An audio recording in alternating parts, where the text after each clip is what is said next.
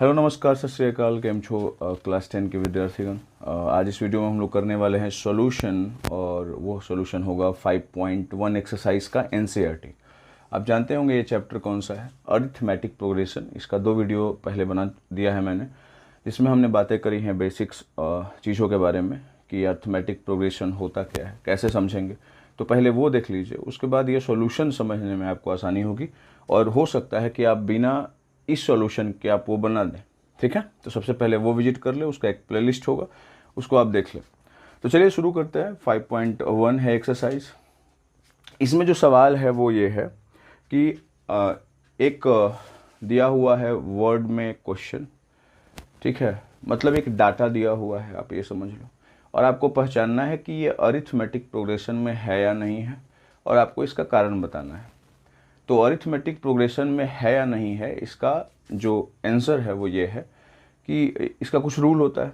Arithmetic progression में पहचानने का नियम क्या है? वैसा जिसका अगला क्या हो वो जान जाए। मतलब अगर कुछ नंबर लिख रहा है ना, 2 के बाद 4, 4 के बाद 2 के बाद 4, 4 के बाद 6 के बाद 8, 8 के बाद 10, तो 10 के बाद मालूम है कि 12 आने वाला है। ठीक है, तो नेक्स्ट मालूम चल जाए, डैट मीन्स ये अरिथमेटिक प्रोग्रेशन में है। एक ये हो गया। दूसरा कॉमन डिफरेंस निकालेंगे। कॉमन डिफरेंस का मतलब क्या होता है कि बाद वाले टर्म से उसके पहले वाले टर्म को घटाएंगे, और जब देखेंगे कि हर बार सेम आ रहा है, इसका मतलब कि वो अरिथमेटिक प्रोग्रेशन में है। समझ में आ गया? ठीक है, तो चलिए शुरू करते हैं। पहला जो सवाल है जिसमें हमें जांच करनी है कि एक टैक्सी है ना, वो टैक्सी यहाँ से शुरू हो रही है, ठीक है, और हर एक 1 किलोमीटर पे वो अपना फेयर ले रही है, ठीक है ना। तो शुरुआत वाला जो फेयर है वो 15 रुपीज़ ले रही है, और अरिथमेटिक प्रोग्रेशन में आपने ये देखा होगा कि शुरुआत वाला जो है वो हम कोई भी आंकड़ा ले सकते हैं। तो शुरुआत में ये 15 रुपये ले रहा है, और उसके बाद में वो 8 रुपीज़ लेते जा रहा है एडिशनल चार्ज। तो पहले 1 किलोमीटर के लिए कितना ले रहा है? 15। फिर 1 किलोमीटर जा रहा है, फिर 1 किलोमीटर जा रहा है, फिर 1 किलोमीटर जा रहा है। तो पहला वाला में 15 लिया ना, उसके बाद 8 रुपये ले लिया, फिर 8 रुपये ले लिया, फिर 8 रुपये ले लिया। ठीक है ना, this is the additional charge. इसको लिख कैसे सकते हैं, मतलब तो लॉजिकल है कि पहला किलोमीटर के लिए 15 ले रहा है ना, तो 2 किलोमीटर के लिए कितना होगा? 15 और 8 कितना हो जाएगा? 23, 23 रुपीज़, है ना। 23 और 8 कितना हो जाएगा? 31 रुपीज़। 31 और 8 कितना हो जाएगा? 39। इस तरीके से सो ऑन आगे बढ़ सकते हो। बातें समझ में आ गई इतनी? ठीक है, तो पहले के लिए 15, दूसरे वाले के लिए अगर हम 2 किलोमीटर का दोनों का ऐड करें तो पहला वाला 15 और बाद वाला 8, 15 8 कितना हो जाएगा? 23। ठीक है, तो शुरुआत वाला डिसीजन जो है वो बुक पे होता है, कंडीशन पे होता है। बाद वाला देखना है कि क्या हो रहा है, रिपीटिशन क्या हो रहा है। यहाँ पे साफ साफ दिख रहा है कि हर में हमने शुरुआत को छोड़ करके बाकी सब में हमने 8 क्या किया है? ऐड किया है। तो यदि मैं डिफरेंस निकालूं तो क्या होगा? 23 में से 15 घटाएंगे तो क्या आएगा? 8 का डिफरेंस। इसमें से इसको घटाएंगे तो क्या आएगा? 8 का डिफरेंस। और इसमें से इसको घटाएंगे तो क्या होगा? 8 का डिफरेंस। तो 2 चीज़ें मैंने बोली थी ना जांच करनी है। पहली चीज़ क्या जांच करनी है? बाद वाला क्या होगा ये डिसाइड हो जाए, समझ लो अरिथमेटिक प्रोग्रेशन का पहला वो है स्टेप। 15, 15, 23, 31, 39। 39 के बाद आप क्या करोगे? 8 जोड़ोगे तो क्या आएगा? 47 आएगा। क्या आ जाएगा? 47। तो ये डिसीजन आप डायरेक्ट ले सकते हो। 39 के बाद क्या आ रहा है? 47 आ जा रहा है, ये हम बता दे रहे हैं।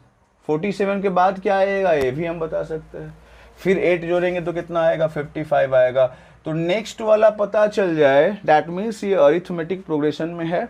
पहला स्टेप पूरी तरीके से नहीं है अभी, है ना। और दूसरा जो जांच करनी है वो कि कॉमन डिफरेंस होना चाहिए, डिफरेंस जो है वो कॉमन होना चाहिए।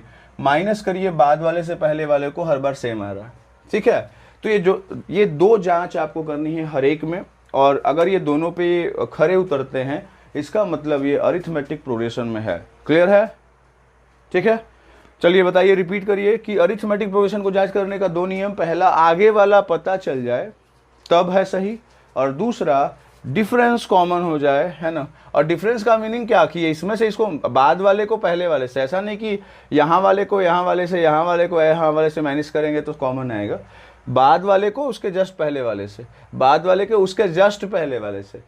जस्ट पहले का मतलब हो गया कि ये है तो इसको में से ये माइनस करना है, नॉट इसमें से ये माइनस करना है।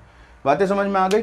तो पहला सवाल देख करके क्या लग रहा है, ये अरिथमेटिक प्रोग्रेशन में है या नहीं है, जांच करते हैं। तो जांच में क्या पता लगा, नेक्स्ट वाला पता चल जा रहा है, अभी हमने निकाला। और दूसरा कॉमन डिफरेंस आ रहा है, डिफरेंस जो है वो कॉमन आ रहा है, दैट मीन्स ये अरिथमेटिक प्रोग्रेशन में है। बोलो यस और नॉट, तो बोलोगे yes.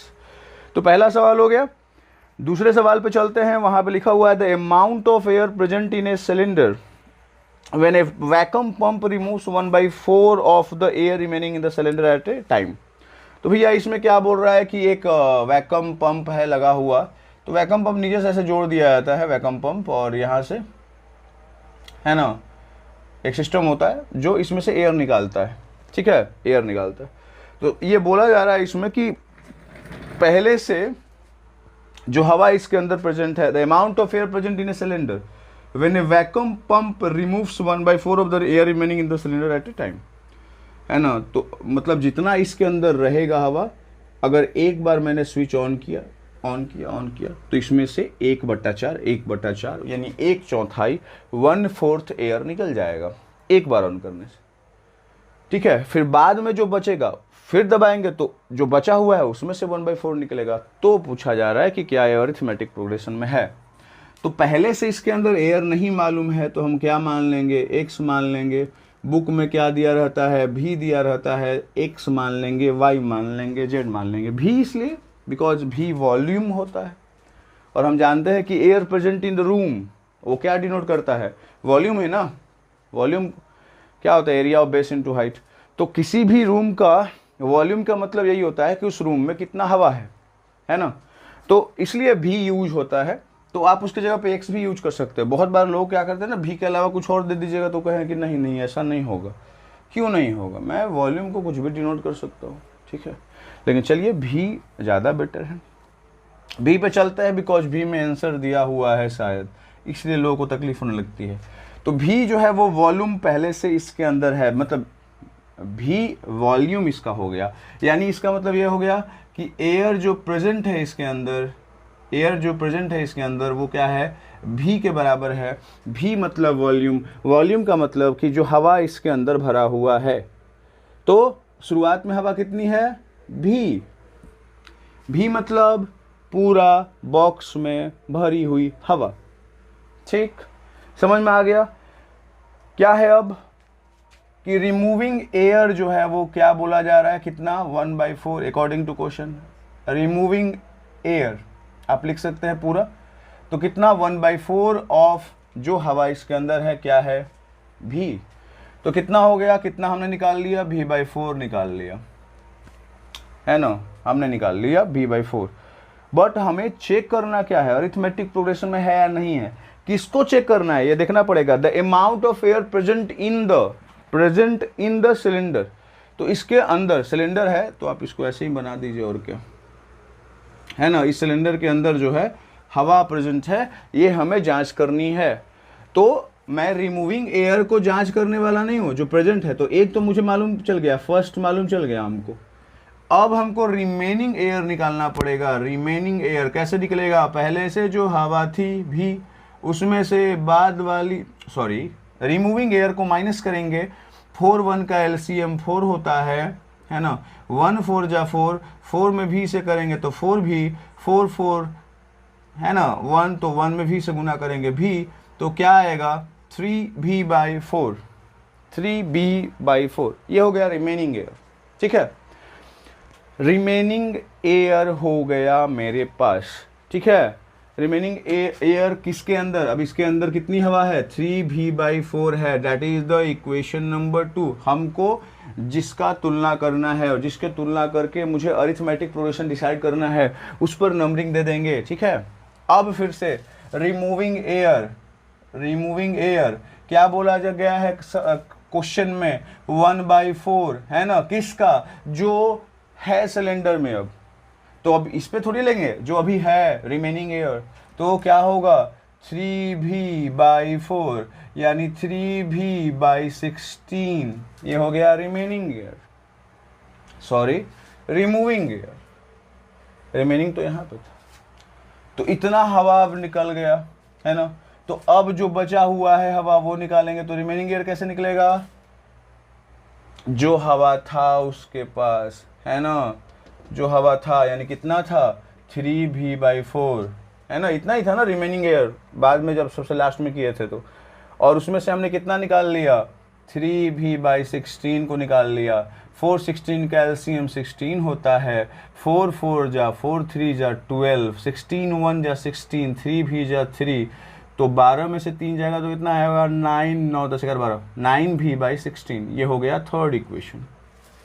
First second third, first second third, इस पर ध्यान देना है, नॉट रिमूविंग एयर पे ध्यान देना है। अगर सवाल होता कि रिमूविंग एयर पे ध्यान देना है तो दे देते ध्यान, लेकिन यहाँ पे लिखल का है the amount of air present in a cylinder, उस पर ध्यान देना है भैया, तो उस पर ध्यान दीजिए, है ना। और उसको मैंने डिनोट कर दिया है नंबर 1, नंबर 2 और नंबर 3 से। ये है एयर प्रेजेंट शुरुआत में, बाद में जब निकाला गया पहली बार तो इतना बचा, है ना, और फिर एक बार और तो इतना बचा, है ना। अब इन तीनों को देख करके हमें बताना है कि these are in the arithmetic progression और नॉट। तो रूल क्या है, मुझे मालूम चल जाना चाहिए कि नेक्स्ट क्या आने वाला है।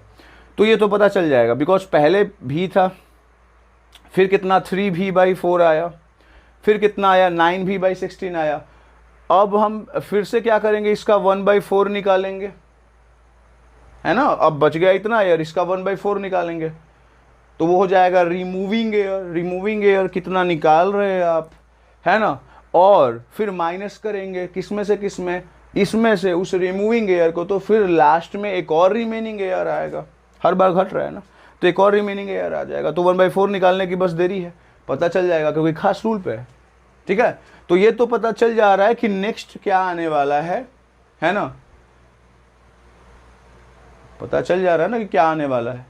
बट मैंने बोला क्या था कि सिर्फ उसको जांच नहीं करनी है, जांच ये करनी है कि डिफरेंस कॉमन आ रहा है कि नहीं। चलिए चेक करते हैं, बहुत ही आसान है। तो सेकंड कौन है 3b/4, फर्स्ट कौन है भी, है ना, यानी a2 माइनस a1, पहले वाले टर्म को a1, सेकंड वाले को a2, थर्ड वाले को a3, फोर वाले को a4। तो यहाँ पर फर्स्ट टर्म क्या हो गया a1, सेकंड ये हो जाएगा a2 और थर्ड यहाँ पे हो जाएगा a3। इन सब को मैंने छोड़ा है बिकॉज ये रिमूविंग एयर है और इसको चेक नहीं करना है, मैं चेक कर रहा हूँ इसको। तो a2 माइनस a1 पहले निकाल लेते हैं, तो क्या होगा, इसके नीचे कुछ नहीं है तो 1, 4 1 का एलसीएम क्या होता है 4, तो 4 1 जा 4, तो 3 भी में 1 से गुना करेंगे तो क्या होगा 3 भी माइनस 1 4 जा 4, तो ये क्या हो जाएगा आपका 4 भी हो जाएगा, ठीक है। तो 3 भी में से 4 भी घटाएंगे तो क्या होगा -v/4, कोई दिक्कत नहीं है। डिफरेंस निगेटिव भी होता है, आपको बताया गया है। डिफरेंस 3 तरह के होते हैं, positive, negative and zero. Here the value is negative, so don't worry, ये हो सकता है। तो ये -v/4 आ गया, किसको किसको किया तो a2 माइनस a1। अब मैं यहाँ पर कर लेता हूँ, मैं करने वाला हूँ a3 माइनस a2। अगर ये भी -v/4 आ गया मतलब ये अरिथमेटिक प्रोग्रेशन में है, नहीं तो नहीं है। a3 क्या था 9v/16 माइनस a2 क्या है 3v/4। 16 और 4 का एलसीएम 16 होता है, 16 4 का एलसीएम 16 होता है, 16 1 जा 16, 9v 1 जा 9v, 4 4 जा 16, 4 3 जा 12, माइनस करेंगे तो -3v/16 आएगा। यहाँ पे साफ साफ दिख रहा है, क्या दिख रहा है कि a2 minus a1 is not equal to a3 minus a2। That means ये अरिथमेटिक प्रोग्रेशन में नहीं है क्योंकि यहाँ पर डिफरेंस कॉमन नहीं है। साफ साफ दिख रहा है कॉमन डिफरेंस नहीं है। तो इस तरीके से बनाएंगे, कुछ बातों का ध्यान देना पड़ेगा। ऐसे सवाल आपको 1 नंबर में नहीं मिलेंगे शायद, क्योंकि टाइम लगेगा इसमें, बिकॉज कारण भी बताना है। कारण यही है, रीज़न। तो यहाँ पे ये पहले लिखेंगे here the difference is not common, that's why this is not in an arithmetic progression. आपको लास्ट में लिखना पड़ेगा, ठीक है। रीजन ये देना है आपको, इसमें भी रीजन आपको यही देना है a2 minus a1 is equal to a3 minus a2, और इसमें 8 8 बार बार आएगा। दैट मीन्स ये अरिथमेटिक प्रोग्रेशन में है ना। तो सिर्फ ये पता चल जाए ना कि नेक्स्ट क्या आने वाला है, इसका मतलब ये नहीं है कि वो अरिथमेटिक प्रोग्रेशन में है। नेक्स्ट क्या आने वाला है ये अगर कोई बता दे रहा है मतलब सिर्फ इतना ही नहीं, बस इतना ही नहीं, मतलब आपको पता करना ये होगा कि डिफरेंस कॉमन है कि नहीं। डिफरेंस कॉमन पता करने का तरीका नेक्स्ट वाले के पहले वाले, नेक्स्ट वाले के पहले वाले से। अब यहाँ पर भी दो दो क्वांटिटी, डिसाइड कैसे होगा? देखिए यहाँ पे दो दो क्वांटिटी, एक तो डिस्टेंस चल रहा है 1 किलोमीटर बार बार। देखिए अगर देखा जाए तो ये अर्थमेटिक प्रोग्रेशन में है, नेक्स्ट वो क्या आने वाला है पता चल जा रहा है, 1 1 1 1 1 1 1 पता चल जा रहा है। कॉमन डिफरेंस 1 में से 1 गया 0, 1 में से 1 गया 0, 1 में से 1 गया 0। अगर हम 1 1 लिख रहे हैं तो मैं इसकी बात बोल रहा हूँ, लेकिन ये सवाल ही नहीं है। सवाल क्या बोला जा रहा है, देखो शुरुआत में ही दिखा रहता है क्वेश्चन, देखो ध्यान से, एंड उसके शुरुआत में लिखा रहता है द टैक्सी फेयर, शुरुआत में लिखा हुआ है टैक्सी फेयर, फेयर की बात हो रही है, डोंट कंपेयर एनीथिंग। तो टैक्सी फेयर पे बात करेंगे, यहाँ पर 15 है, बाद में 23 है, बाद में 31 है, इसको चेक करेंगे, है ना, मुझे डिस्टेंस पे जाना ही नहीं है। सेकंड सवाल में देखो the amount of air present, the amount of air present, तो बाकी चीज़ों को देखना ही नहीं है, the amount of air present, तो पहले क्या था भी, है ना, और ये जो आया 1/4 इंटू भी, ये रिमूविंग एयर है, बाद में ध्यान रखना, ये बहुत ही इंपॉर्टेंट है। तो रिमेनिंग एयर जो है वो 3 भी भाई क्या हो गया 4 आ गया, तो इस पर मुझे ध्यान देना है, बिकॉज अब ये एयर प्रेजेंट है सिलेंडर में, ठीक है। तो बुक में डायरेक्ट लिखा रहता है, आप सिर्फ ध्यान दोगे तो आपका काम हो जाएगा। तो सेकंड सवाल बन गया। नेक्स्ट जो है वो आसान लग रहा है, लिखा हुआ है, आप देख लो एक बार, the cost of digging a well after every minute of digging when it cost 150 for the first meter and rises by 50 for each subsequent meter। तो ये आपको नहीं लग रहा है पहला वाला जो टैक्सी वाला था उसी के जैसा है कुछ, है ना। तो शुरुआत वाला डिसाइड नहीं होता है ना, बाद वाला डिसाइड कर लेते हैं।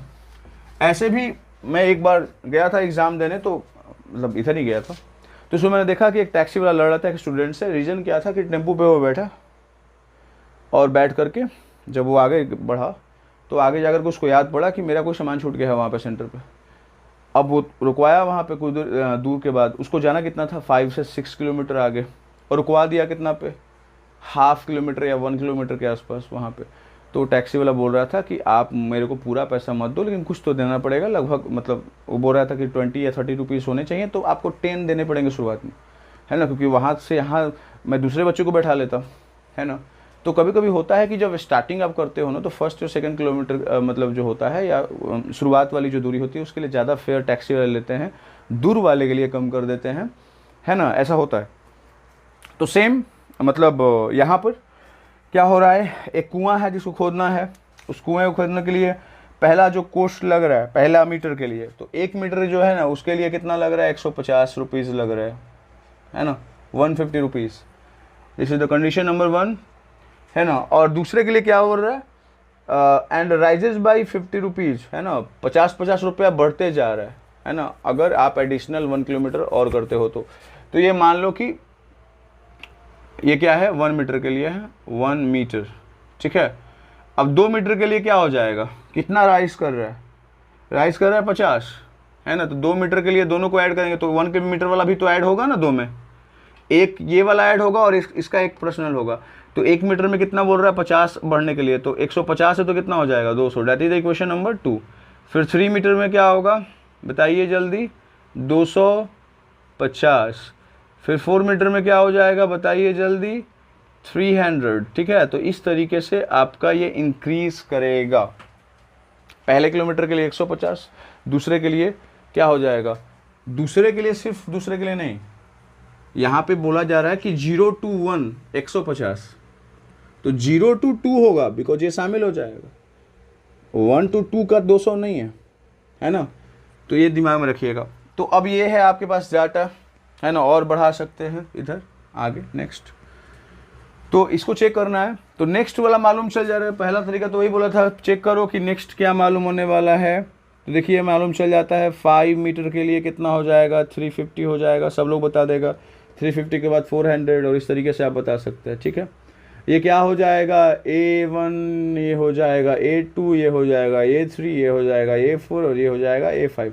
आगे और बढ़ सकते हैं, T1 भी बोल सकते हैं, T2 भी बोल सकते हैं, ठीक है। चेक करने का तरीका मैंने अभी बताया था आपको कि A1 - A2 बराबर A3 - A2, ये चेक कर लो। A1 आपका, सॉरी यहाँ पर तो गड़बड़े हो गया, A2 माइनस A1 ना, ऐसे चेक होगा बाद वाले से उसके जस्ट पहले वाला। तो 200 है, 200 में से हम 150 घटाएंगे, है ना, 200 में से 150 घटाएंगे, 250 में से हम घटाएंगे 200 को, यहाँ पर आ जा रहा है कितना 50 और यहाँ पे आ जा रहा है कितना 50, और ये दोनों क्या है, सेम है। अगर ज़्यादा लग रहा है और तो एक और निकाल लेंगे, यानी यहाँ पर ऐसे A4 माइनस A3, बाद वाले का पहले वाला, बाद वाले का पहले वाला, है ना, बाद वाले का पहले वाला, इस तरीके से। और हर बार जब सेम आएगा तो समझ लेना कि ये अरिथमेटिक प्रोग्रेशन में है। बोलो यस और नॉट। दो चीज़ है, नेक्स्ट वाला पता चल जाए और डिफरेंस कैसा हो, कॉमन हो, कितना आसान है ये। और सबसे लास्ट क्वेश्चन है भैया कि the amount of money in the account every year. मान लीजिए आपने बैंक में जमा किया हुआ है रुपया और डिपॉजिट किया हुआ है आपने लगभग 1,500 10 लाख, 1 10 100,000 10,000 रुपीज़ आपने बैंक में जमा किया हुआ है, और आपको जो इंटरेस्ट मिल रहा है वो कंपाउंड मिल रहा है, जो मिलता नहीं है। कंपाउंड मिलेगा तो आप धनी मनी हो जाइएगा, तो उस कंपाउंड मिलता नहीं है, लेकिन यहाँ पर बुक में दिया हुआ है तो इसके अनुसार चलना है ना। अब थोड़ी सी बातें आपको दिमाग में आ जानी चाहिए कि देखिए पी होता है, पी का मतलब क्या होता है, प्रिंसिपल। पी मीन्स क्या होता है, प्रिंसिपल। जो पैसा किसी को आप देते हो या उससे ग्रहण करते हो उसे प्रिंसिपल कहते हैं। तो यहाँ पर आप बैंक को दे रहे हो तो वो 10,000 रुपीज़ जो है वो 10,000 रुपीज़ ये क्या हो जाएगा, प्रिंसिपल हो जाएगा। ठीक है। उसके बाद एक रेट होता है। रेट का मतलब समझिए थोड़ा, मतलब मालूम होगा आपको। रेट का मतलब ये होता है, मान लीजिए रेट दिया रहता है 5%, तो 5% का मतलब ये होता है 5% पर एनम लिखा रहता है। तो 5% पर एनम का मतलब ये हो गया कि एक साल में पर एनम का मतलब एक साल में 100 रुपया पर 5 रुपीज़ आपका ऐड हो जाएगा। 5% अगर आपका रेट है तो बैंक आपको दे देगी। यानी अगर आपने 100 रुपया जमा किया हुआ है, भूल जाइए इसको, 100 रुपया अगर आपने जमा किया हुआ है बैंक में, एक साल में 5 रुपया बढ़ाएगा और वो आपका 100 105 हो जाएगा। ठीक। तो रेट तो ये होता है, ये मतलब ऐसा लिखा रहता है रेट कि something percent per annum. Logically बहुत ही और सिचुएशन होगा जब रेट में परसेंटेज नहीं लगा रहेगा, नहीं तो पहचानने का नियम यही है कि कुछ भी दिया रहेगा और इसमें परसेंट दिया रहेगा। इसमें दिया हुआ है भैया, इसमें दिया हुआ है 8%, बस पहचान लिए। ठीक है। उसके बाद क्या, एवरी ईयर। एवरी का मतलब क्या होता है, प्रत्येक। प्रत्येक का मतलब 1 ईयर। अरे बोलना यस और नॉट, बोलोगे यस। ठीक है, कितना आसान है। तो ये हो गया। दूसरा उसके बाद क्या है, अमाउंट भी बोल रहे हैं ना कि अमाउंट जो है वो इतना हो जाएगा। तो शुरुआत वाला लाइन ही पकड़ना है, द अमाउंट ऑफ मनी। अब इसी का कंपेयर करना है। तो अमाउंट क्या होता है, जो एडिशनल चार्ज था, है ना। 100 रुपया बैंक में जमा किए, एक साल के बाद उसने मुझे कितना पैसा दिया, 105 रुपीज़। 105 is the amount. ठीक है। तो अमाउंट निकालने का फॉर्मूला जो है कंपाउंड इंटरेस्ट में, ये आपको मालूम होना चाहिए। अमाउंट बराबर होता है principal into 1 plus r by 100 पे पावर n। ये याद कर लेना है, अगर आ जाएगा क्वेश्चन तो क्या करिएगा। ठीक है। और पढ़ना कब है, 8 में।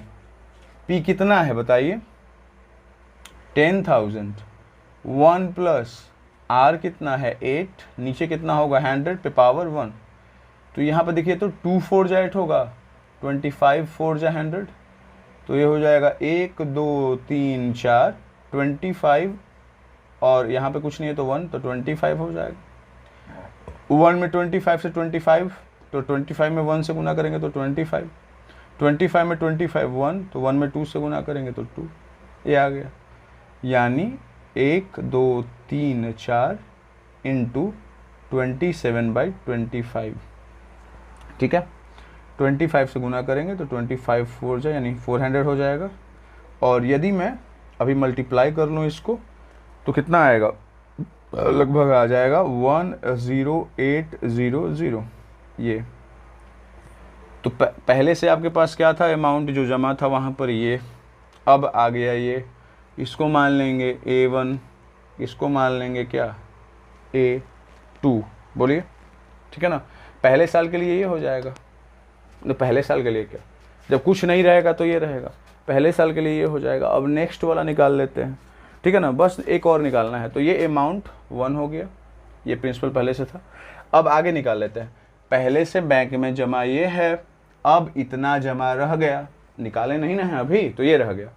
अब आपने छोड़ दिया, अभी निकाला नहीं है, तो नेक्स्ट ईयर भी बढ़ेगा, ठीक है ना। तो amount for the second year क्या होगा, प्रिंसिपल है ना 1 प्लस आर कितना 8/100 पे पावर कितना n, तो ये हो जाएगा 1 2 3 4, और सेम अप्लाई करिए है ना, जैसे यहाँ पे किए थे। तो 27/25 आया था, 27/25 है ना, और इस पे क्या हो जाएगा, यहाँ पे क्या हो जाएगा, 1 था तो कितना हो जाएगा, 2 हो जाएगा, यही तो होगा 2 साल के लिए है ना।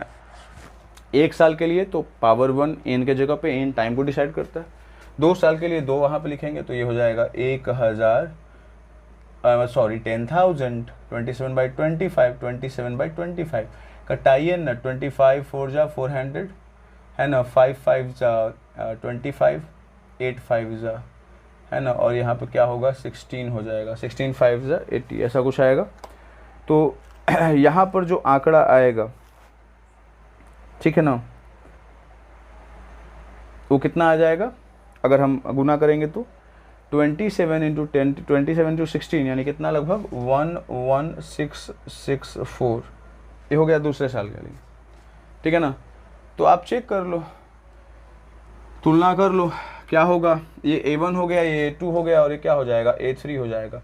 कंपाउंड इंटरेस्ट का तुलना ही नहीं करना है, बिकॉज वो बोल नहीं रहा है, बोल क्या रहा है, the amount of money in the account every year, amount की करना है। कंपाउंड इंटरेस्ट के लिए कहेगा तो ये और लंबा हो जाएगा ना, बिकॉज कंपाउंड इंटरेस्ट निकालने का फॉर्मूला होता है अमाउंट माइनस प्रिंसिपल, लंबा हो जाता है। एक डायरेक्ट फार्मूला भी होता है, बट वो और थोड़ा मतलब क्या कठिन होता है करना। तो यहाँ पर अब चेक कर लेंगे भैया, A2 - A1 बराबर A3 - A2, तो A2 - A1 क्या होगा, 10800 माइनस 1 2 3 4 और बराबर 11664, ये हो जाएगा A3, और उसमें से A2 माइनस करेंगे 10800 है ना। चलिए करते हैं माइनस, यहाँ पर तो साफ साफ दिख रहा है 800 आएगा, यहाँ पे देख लो 4 0 तो 4, 6 0 तो 6, 6 8 तो 8 है ना, और बस इतना ही, तो 864। तो यहाँ पर आप देख रहे हो पहला अमाउंट में जो गैप है वो 800 का है, दूसरे में 864 का है, तो यहाँ पर जो डिफरेंस आ रहा है वो कॉमन नहीं है।